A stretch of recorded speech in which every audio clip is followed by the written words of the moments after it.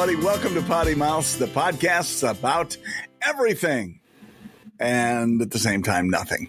I am John Quaddy, here with my cohort, Nick Kubik. Nick, what's shaking bacon? Oh, bacon.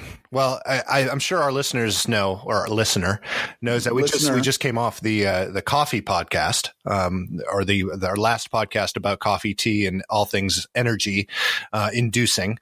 And then you just mentioned bacon. Now I'm hungry. I have my coffee, but now I'm hungry. I love bacon. Bacon is, you just can't go wrong with bacon. Why don't we do a podcast about bacon? Call it the Baconator? No, wait, that's already taken. That's probably trademarked. We're probably going to have to pay out the nose for that now, too. Is that Hardee's or Arby's or what fast food chain? It's one of those D's. Yeah. B's and D's. For destruction. Yes. So John, what's our topic of the podcast today?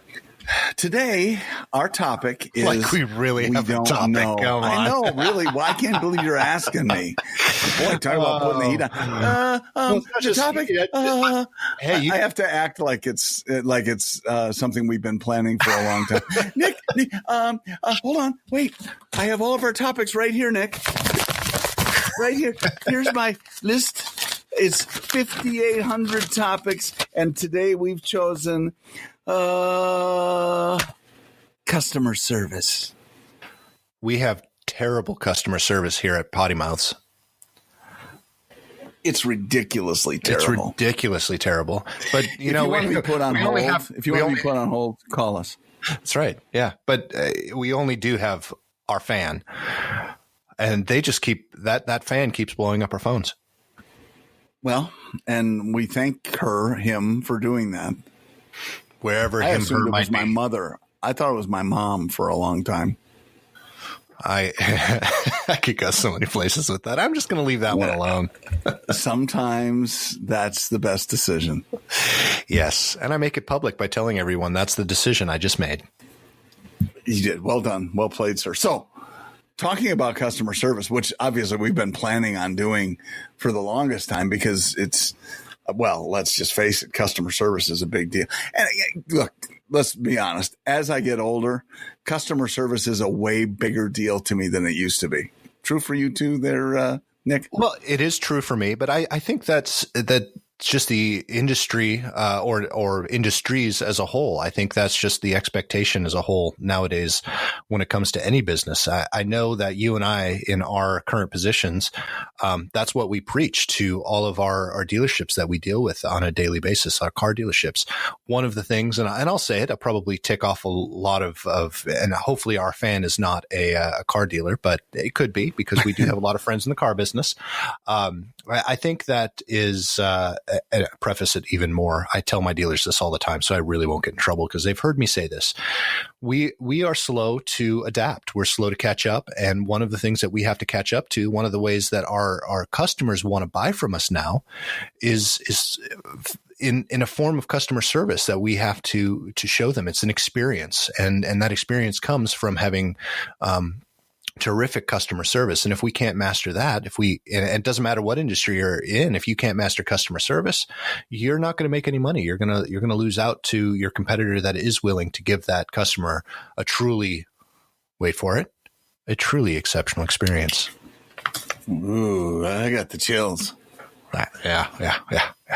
They've taken that out of the survey for Nissan, though, I think. Do they have it in the other? Well, yeah, the chills. No, the truly exceptional experience. I think they had that in all OEM surveys. I do remember that, though, in the Nissan survey most recently. Yeah, it comes down to definition, of course, then. What would you define as a truly exceptional? And what does define a truly exceptional experience? Anytime you try and make it subjective, then it becomes a little more difficult to define. And that's where I think, well, let's continue in the car business just for a moment. That's where I feel like automotive satisfaction surveys and indices have failed over the long term because they're measuring something that is not consistent, and that is very much subjective. Client satisfaction. Instead, what they should have been measuring over time is loyalty, because loyalty Absolutely. is definable. Loyalty is something that pays the bills, not satisfaction. Because frankly, I don't care how satisfied somebody is if they buy their next car from somebody else. And I did hear along those same lines the definition of a truly exceptional experience, or of a of what you were talking about in the surveys of people's expectations when they go to a dealer or to any business. And that is, did our service meet or exceed your expectations? Well, if you go to a business once, they probably meet and hopefully they exceed your expectations. But if you have the same experience when you go back, does that exceed your expectations? It never does, because that's what you expect, right? So to measure it on those terms, you're exactly right. That's not a good way to measure your customer service. It should be on loyalty. If you've given them such a great experience, are they going to come back?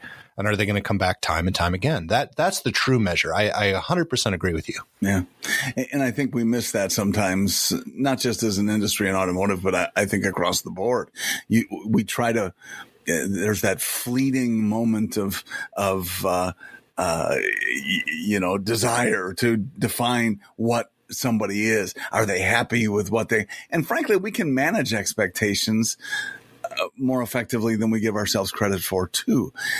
What those expectations are really has to do with what we have defined them to be, and what those people are looking for when they come in. Here's my favorite example. I think about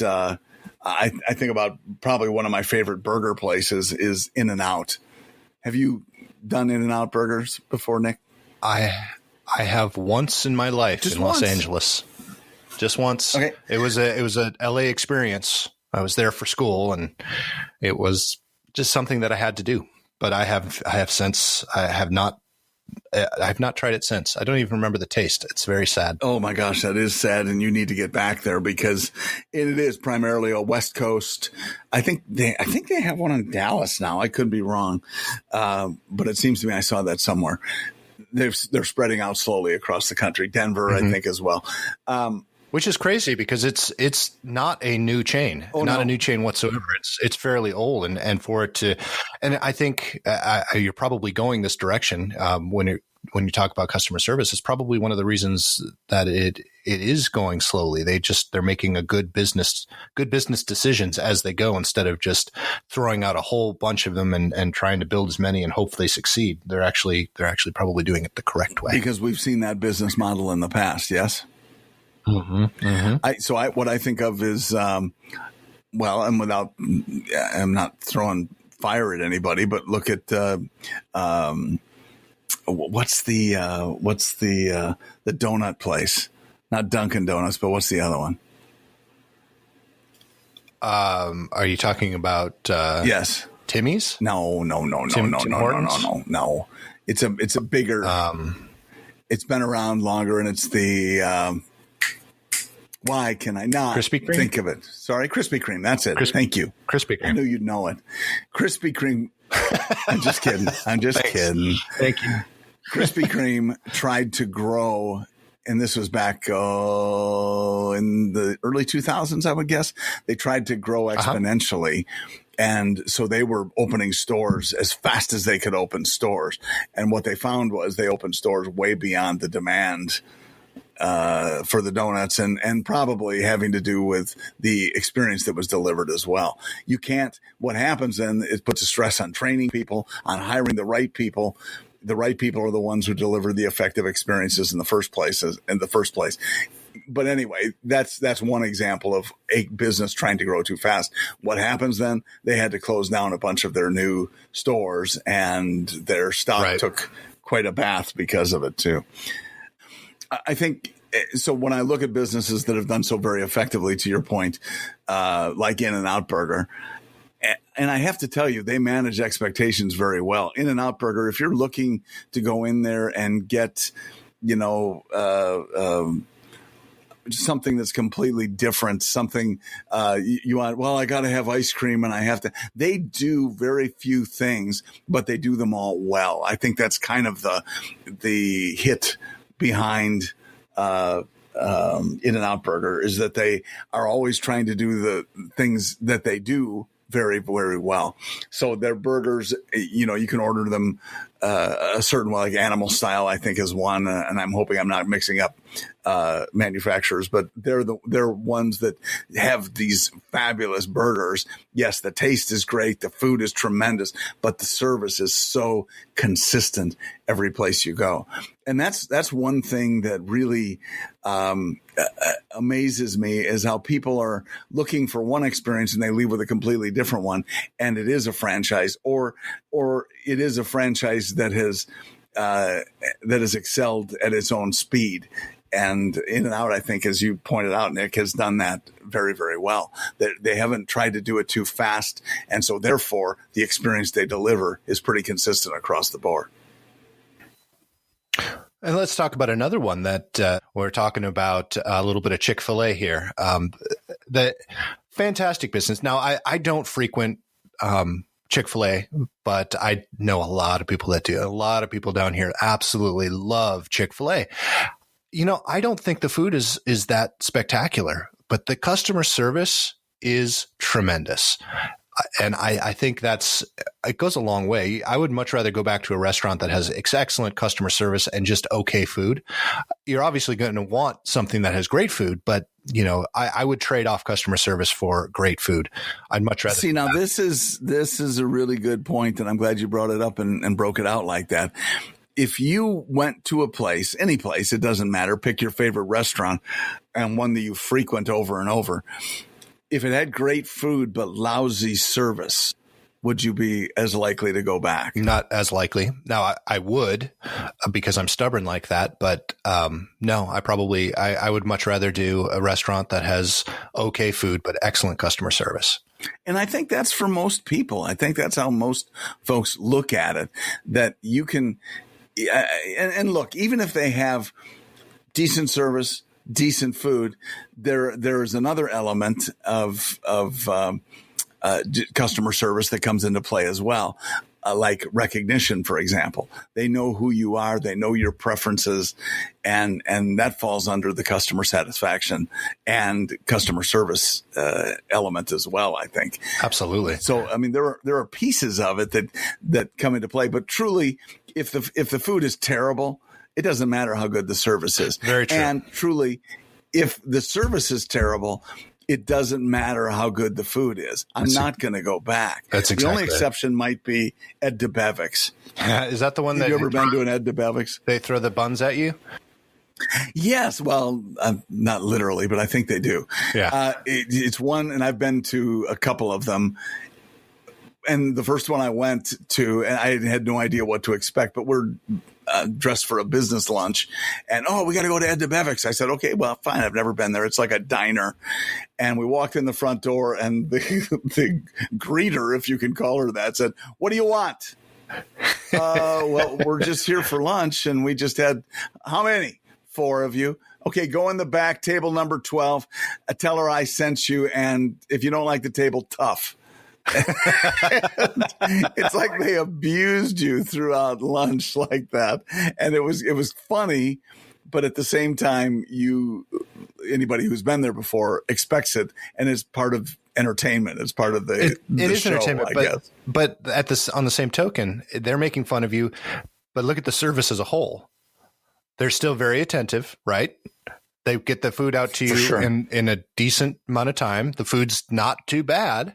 It's delicious. And, they're still, yes, they're making fun of you. Yes, they're being quote unquote rude, but their service levels are still very high. So you can tell that they're very well trained in even this type of interaction with people. So, absolutely right. There's still a service level there. If you don't get that service level, if your food's late, if it's cold, if it's crap, again, it doesn't matter how good the food is. If you're late and you're mean and not supposed to be, you're not going to go back. Mean and not supposed to. Hey, I'm supposed to be mean. Try that if you're trying to improve your customer satisfaction. Exactly. Yep. So, how about? Go ahead. No, I was going to say the same thing goes for car business too. I just bought a car for my wife, and I didn't buy it local, and I hate to say that. I bought it at a dealership that I was visiting in Indiana. Because their customer service impressed me. A car is a car is a car. It doesn't matter where you buy it. If you buy a new car, you buy it in Nashville, you buy it in Madison, the same car is going to be in either place. And in fact, they might even pull it from that other place, So that's true. A car is a car is a car. So what sets a dealership apart? It's not necessarily price. Yeah, you can get a really good deal somewhere else, but for the most part, depending on which manufacturer you're going to, you might not get that much difference in price. So is it really worth going 100 miles to get $1,000 off a car when you spent a couple $100 getting up there? I know 100 miles is not a lot, but let's say I know customers that will drive 500 miles, stay overnight, and then come back to save $1,000 on a car. I know people that will do that to save $100, and I do too. And as silly as it sounds, it's true. It is true. So, I mean, that's a whole different topic there. But so my point is, you can get the same car for about the same price pretty much anywhere. What sets a dealership apart is their customer service. How do they treat you? How fast are you in there? How fast are you out? How good is your experience after the purchase? Are you going to come back? To your point, to the loyalty, and for me and you and I are a little bit different. We get to know these people. We get to know the people that are in dealerships. So I will follow people around to different dealerships. There is a gentleman that worked here in Nashville at one of the local dealerships. He ran the dealership. He was the general manager, and I did all my service there. If I was buying a car, I would probably buy it from him, and then he left. So I no longer go to that dealership because the experience might be just as good. I don't know. I haven't been there since, but he was the reason I went to that dealership. I am loyal to that gentleman, and he had left Nashville. Now, he's back. So, would I go all the way up to Indiana to buy another car? I don't know. Maybe not. Their customer service was impeccable, but this gentleman is back at a dealership here in the Nashville area. So I might start servicing my cars down there, and I might buy from him.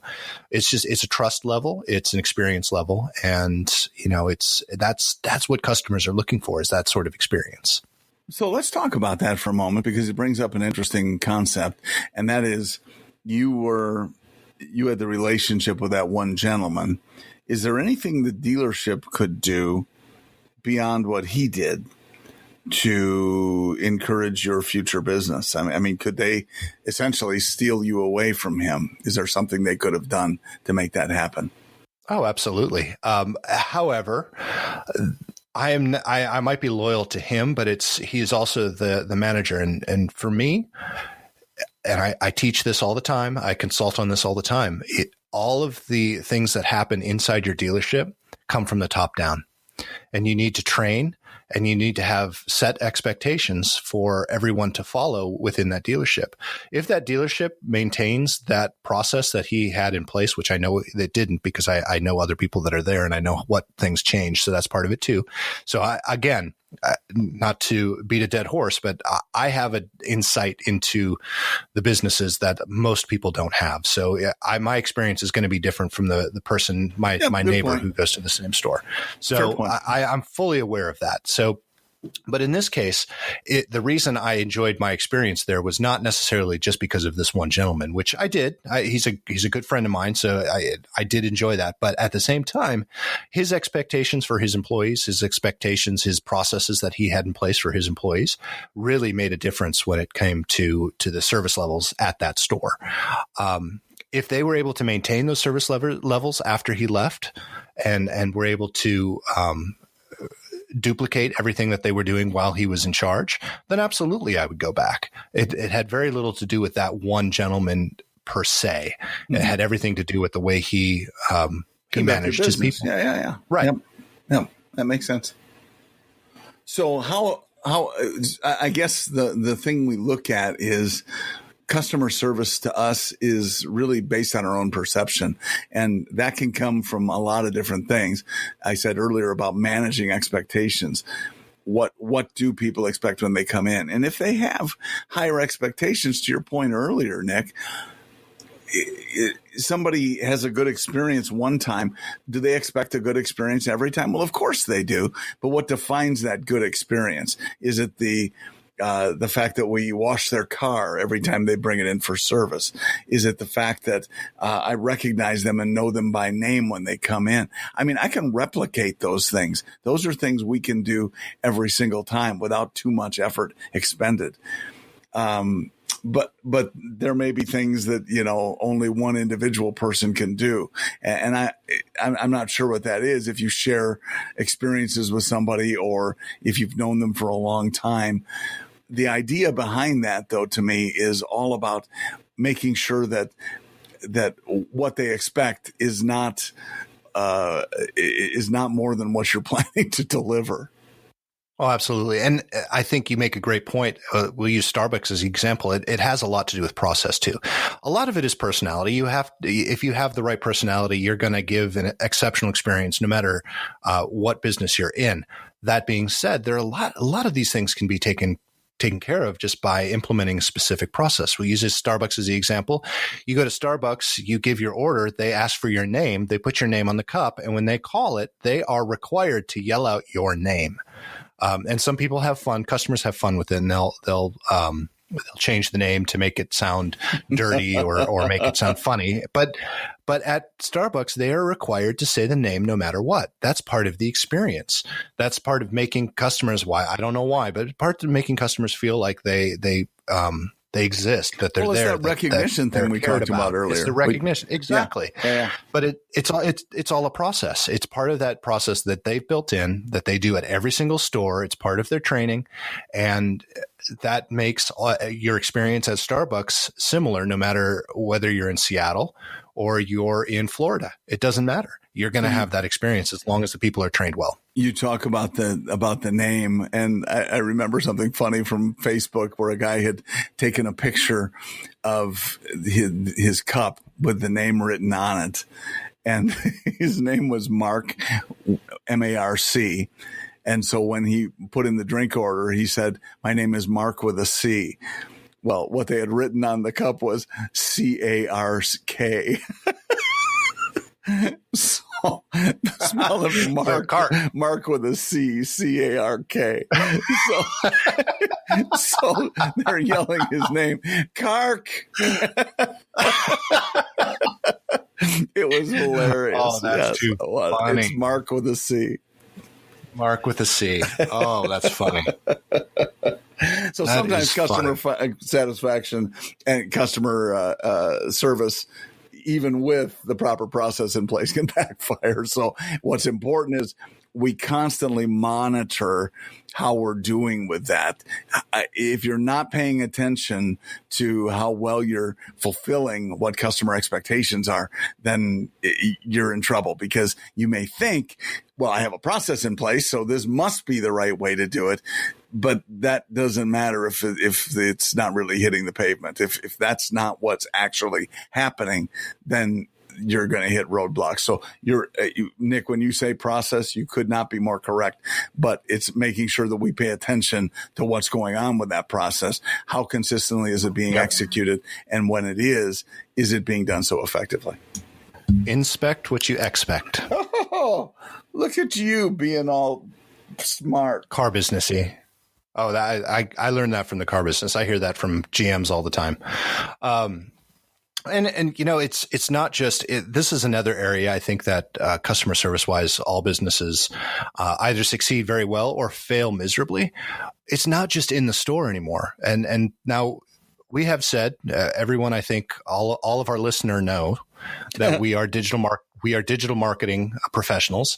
So most of our business is behind the scenes. It's zeros and ones. It's digital marketing. We are teaching our dealerships to be savvy online and to share this customer experience, not just in their stores, but everywhere, online, social media, all of those areas.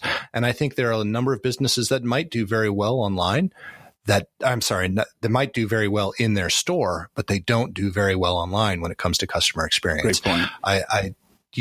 I'll use car business, and I apologize to our fan who might be sick of us talking about the car business, but it's what we know right now. it was a perfect example. Someone had, I think it was Mr. Craig Polito. I'll give him full credit, that once said about a dealer's website versus their in-store greeting. If you go to a website, or if you walk into a showroom and you are greeted by a salesperson, that salesperson said, "Hey, welcome to ABC Dealership. It's great to see you today. We have sales on this, and this, but hey, check out our service department. And, it's a fantastic service department. But, oh, by the way, have you seen the deal on this Armada? Or, hey, check out this GMC Silverado, not Silverado. Ooh, I went way. Check out the Chevy Silverado or this GMC Yukon, because we have 0% for 72 months. And, by the way, do you know a little bit about us? Here's our history. Do you have any questions? Blah, blah, blah. Do you have any questions? Pop up. Exactly. Pop up. Right. Oh, you want to chat? Go ahead and chat with us. Let's go to this page. We have tons of vehicles. Do you want to know the price on all the vehicles? Well, you have to click this button. You're not going to say that to a customer when they walk in. So why would you say that to them on their website? Why would you be so in their face with all of the bells and whistles? And we're guilty about it in the car business. Yeah. We still push it. We still do it.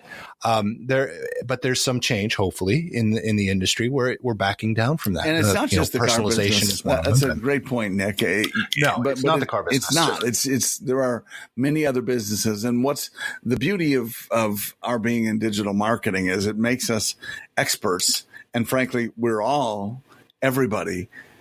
We're experts at what it's like to be a consumer online. If you've ever been to Absolutely. Amazon, if you've ever been to, not the river, I'm talking about the website. If you've ever been to eBay, or you've ever been to any retail site on the internet, you know what works. You know what doesn't work. And I hate pop-up windows. And if something pops up in my face, it's not working. And I'm not going to do business with that website or that business. So we know what to look for, and we know what works and what doesn't work. We just have to make sure that we look at it the same way from our own businesses. What works and what doesn't work. And if you think that, well, the customer wants to know everything all at once and they have to have it all right in their faces, and you would be mistaken. As long as they can get what they need and they can access it, that's really all they need to know. That's digital customer service. And that's what we have to engage in. Absolutely. Let me ask you this.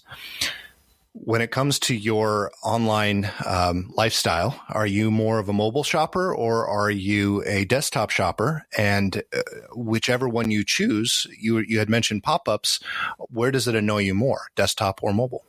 Oh, well, different answers. First of all, I do most of my research on a desktop because I can, and I have an office that's specifically for that. If I were a millennial answering that question, that would not be correct. My son does everything on his phone and has very little need whatsoever for anything beyond his phone. And that's fine. His eyes are better than mine are. And that's what I think really defines it for me. If I want to see stuff, I need to throw my glasses on, my cheaters on, and look at it online. That's where I'm going to get a better picture. Now that might happen on my desktop. Typically it will, because as I said, I have the office, but it might also happen on an iPad, or it might also happen on my phone. Most often though, it's in my office for research.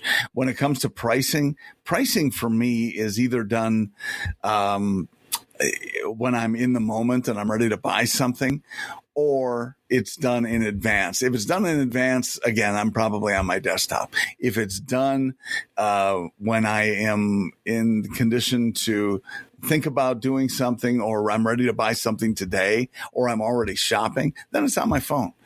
And I've gotten a lot more adept at using my phone. Pop-ups bother me the most on my phone, just because it's like it takes over the screen. It bothers me also on my desktop, but with a 22-inch screen, I don't really care, or I don't care as much. It still annoys me, but much more so on my phone. Yeah, it's so hard to click it off. the pop-ups on the phone, they're so hard to click off. It's like you keep trying to hit the button, then you go to the pop-up. Oh, it's ridiculous. No, yeah, and is there an X? Is there an X, or is there? Do you just need to click off screen or off the pop-up? Whatever. It just I agree with you. It makes me crazy. Now, I do think that there's a time and a place for a pop-up. There are some things that I go to. Shopping, I don't think pop-ups are necessarily needed. But if I go to a website where I'm researching, if I'm doing research and I find that particular website fascinating, or the information that it's sharing, and it asks me to join their newsletter, I enjoy the pop-up because I'm not going to go searching for it. But a pop-up to chat or a pop-up for another sale item that might be happening on, I know they don't do it on Amazon, but I'll use Amazon as the example. If I go to Amazon and a window pops up and said, hey, save 30% on this, I don't want that because that's not what I'm looking for. Now, take a step back. Amazon has a great personalized experience, so that probably would never happen. Or if it did happen, it would be something I did want, but I may not want to buy it at that particular time. That being said, though, I'm right there with you. Pop-ups drive me absolutely nuts unless there's a true use for it. But I do most of my research, most of my shopping, most everything on my phone, and I'm not a millennial. I'm what I like to refer to as a. Well, no, there's a stretch. No, I like to stretch. You're Stretch old. is good. You are an old geezer just like me. My wife and I talk about, we are actually considered cuspers in many respects because we're right on that cutoff. So some of our personality does float over into the millennial area, but a lot of it is still Gen Xers. Or not Gen Xers. Gen X is millennial. No. Gen Y is millennial. Gen Y. That's right. I can't even, I must not be a millennial because I can't even spell. I know. I'm getting old. XYZ, not YXZ. Anywho, and then of course we have to bring up the Gen Zers. That's an up and coming generation. I don't know if my daughter falls into that generation. She's 8. I'm not sure where the generation cuts off. There's never really a clear line of generations anyways, but no, agreed. A lot of these kids, she is part of that generation that has never experienced life without technology, without a smartphone, without a smart TV. I love telling this story. It hasn't happened as much anymore, but the very first time I brought my daughter to a hotel, we went to St. Louis for a wedding. And we went to a hotel and I turned on the TV and it was not a smart TV because hotels hadn't quite flipped over to the smart TV. And there's still quite a few that haven't, but there are a few that are. So I found the Disney Channel. I think she was probably 5 at the time. Found the Disney Channel and put it on, and she was watching her normal Disney program. And then all of a sudden a commercial came on and she's like, Daddy, what's wrong with the TV? I think it changed channels. This program is on. Why can't I see my Mickey? And I had to explain to her what a commercial was because she had never seen one. We had cut the cord in 2012. So she was born in 2010. So she has never experienced regular TV up until that point. Wow. And I think a lot of kids in that generation are going to have those experiences. And I think a lot of them, going back to the customer service side of things, are going to expect quite a bit more from the digital side of things, the digital customer experience. Now, I think research shows that a lot of these kids are going to start shopping more in a brick and mortar store. So the customer service experience will have to be a lot better than the Gen Y, the millennials. So it's still important that we focus on them as well. Interesting. Very, very cool. And you talk about younger people and just in terms of the processes you mentioned earlier, one other burger place, I guess I'm telling you a little bit about my eating habits that I frequent, and they're becoming more prevalent, but I think they originated here in Wisconsin, and that is Culver's. Oh, geez, the butter burger? Butter burger. Oh, my goodness. That's so delicious. I have honestly never had a Culver's Butterburger. Oh, dude, they had them you need to. They had them. There was one that went up when I was a junior in high school in my hometown in Minnesota. Yep. And I never tried it. You sir have lived a sheltered life. I really have. So they have many of their counter staff and other workers too, are high school kids. And so not only are they hiring them, giving them part-time work and so on, which is pretty cool just in itself, but they have processes in place that they're teaching them what to do, and they're really good at executing them. And I really have to say that I'm quite appreciative that some of these kids who, if you saw them on the street, would not even look you in the eye and would not know what to say, when they greet you either at the drive-up window or especially in person at the counter, I'm amazed at the service they give and how, hi, may I be of assistance, or how may I help you today, and what can I get for you? And just the stuff that you would expect someone to say, but not necessarily a high school kid. And so I just appreciate that, the fact that, again, it's not just the process, but it's how you execute it. And obviously the managers are paying attention to how that's being delivered. Absolutely. And how are their salads? They're delicious, although I've heard that I've heard that from my wife more than I can actually say it myself. I have had their salads, though. I have. Oh, I was just kidding. Any fast food restaurant, you always ask the calories at their salad calories. Yeah, you know what I mean. And most fast food restaurants are just as bad as their burgers. So you might as well just enjoy yourself and have a burger, right? Thank you. That's what I'm glad I didn't have to do that research myself. Well, one thing our listeners probably curious about is, and they might be a small business owner or might want to start their own business, and what kind of resources are out there for this type of training to learn about the best customer service. And there's one that I've been dying to talk about it since we started the podcast. And they have actually made a business out of consulting on this as well. It's a really small company. You may not have ever heard of them, but they are probably known to be one of the best customer service training companies in the world.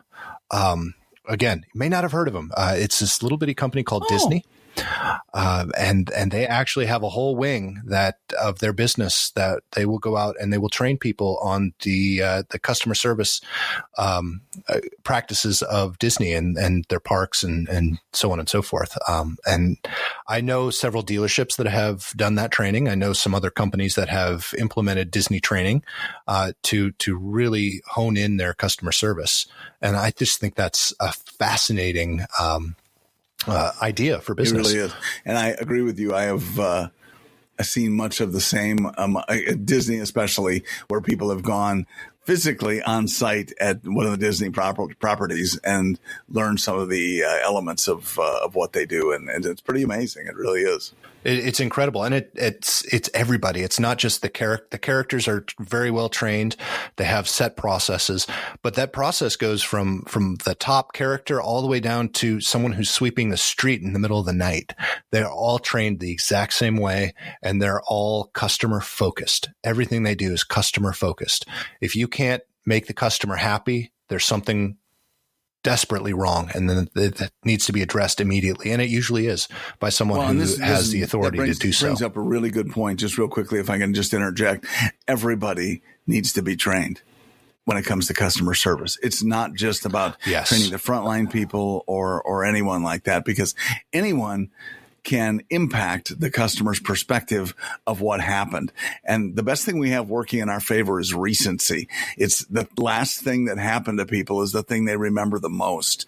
So we want to make sure when they leave that they get an exceptional experience, a reminder of what a great experience they had while they were there. And that often only comes from making sure others who are delivering that final send-off are as well trained as the people who are delivering the initial greeting when they first come in.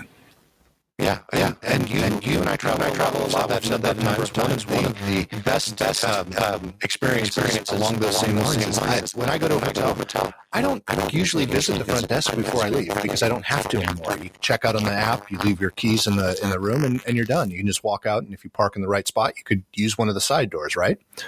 But every time when I leave in the morning, and there's a cleaning staff member in the hallway, if I get greeted, and a lot of them will say, I hope you have a great day. I hope you had a great stay. Thank you for staying with us. That's an incredible experience.